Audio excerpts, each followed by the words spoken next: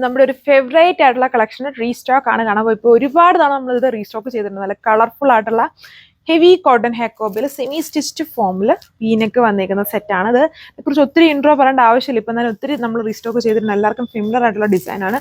Huge enquiries ഉള്ള ഡിസൈനാണ്. ഇത്രയും കളർ ഷെയ്ഡ്സിലാണ് ഈ തവണ വന്നിരിക്കുന്നത്. ഡീറ്റെയിൽസ് കാണാം. നല്ലൊരു യെല്ലോ ഷെയ്ഡാണ്.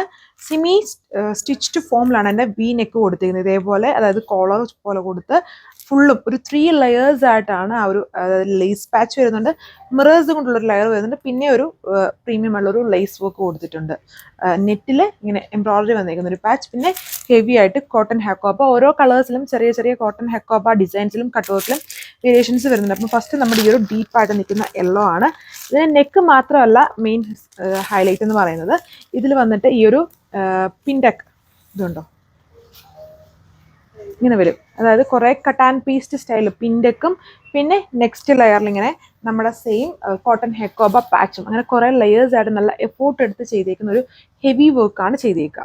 ഇതാണ് ഓവറോൾ ലുക്ക് വന്നിരിക്കുന്നത്. പാനൽ സ്റ്റൈലിൽ work, pintuck pattern, dupatta just light cotton ചെക്സിൽ തന്നെ ബോർഡറിൽ ഇതുപോലെ embroidery cotton Hakoba with lace work. Colour shade വന്നിരിക്കുന്നു. Patterns same. ഇനി ജസ്റ്റ് കളേഴ്സ് നോക്കിയാൽ മതി.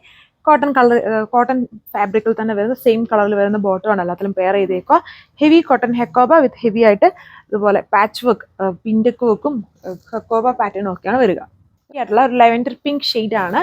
ഇതേപോലെയാണ് വർക്ക് നിൽക്കുന്നത്. ബ്യൂട്ടിഫുൾ ആയിട്ടുള്ള ഒരു സെമി സ്റ്റിച്ച്ഡ് ഫോമിൽ വരുന്ന നെക്ക്. ആൻഡ് ഇതിൻ്റെ ദുപ്പട്ട നോക്കുന്നുണ്ട്. ലൈറ്റ് കോട്ടൺ ഫാബ്രിക്കിൽ ലൈറ്റായിട്ട് ചട്ട് ഫോം ചെയ്തേക്കുന്നുണ്ടോ ദുപ്പട്ട നോക്കി. അതിൻ്റെ ബോർഡേഴ്സിൽ സെയിം കോട്ടൺ ഹെക്കോബയുടെ പാച്ച് വിത്ത് ക്രോഷ്വോ ലേസ് ബോർഡർ ചെയ്തേക്കുന്നു.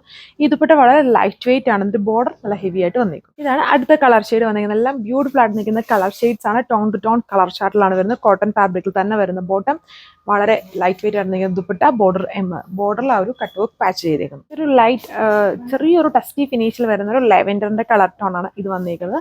Pattern same. ഇതേപോലെ പാനൽ വർക്ക് വിത്ത് ഇതുപോലെ പിൻഡക്ക് വർക്ക്, പിന്നെയും ആ ഒരു കോട്ടൺ ഹെക്കോബ പാച്ച്. ഇത്രയും നല്ല വിട്ടുണ്ട്.